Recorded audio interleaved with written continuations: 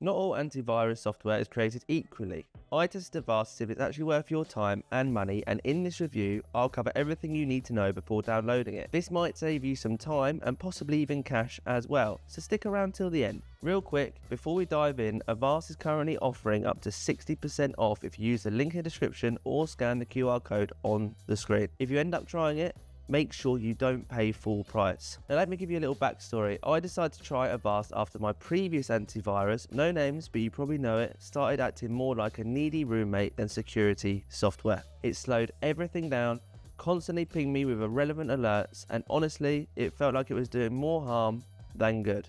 So I started digging. I kept seeing Avast recommended in Reddit threads and tech forums, and I figured, why not give it a go? After installing Avast, the first thing I noticed was how lightweight it felt. My computer didn't lag and I could keep working without the antivirus interfering in the background. This is a massive bonus. Avast real-time protection features are where it really shines. Their Behavior Shield feature, for example, doesn't just rely on virus definitions, it watches how apps behave and flags anything suspicious, like attempts to alter system files or access secure areas of your device. It actually caught an old game mod I'd forgotten about, which turned out to be harmless, but it showed me how quick and responsive it really is. The web shield is also solid, actively blocking malicious websites and phishing pages in real time before they even have a chance to load. I tested it in a controlled sandbox and it stopped every shady link I threw at it. Then there's Mail Shield, which scans email attachments for malware in clients like Outlook and Thunderbird, adding another layer of protection if you're still using a desktop-based inbox. Beyond those, Avast also includes features like Wi-Fi Inspector, which checks your home network for vulnerabilities, and that sandbox mode I mentioned already, which lets you safely run suspicious files in isolation to see how they behave. There's even a rescue disk feature that helps you clean an infected PC by booting from a USB drive. It all adds up to a security suite that covers more than just the basics. It feels like it's actively looking out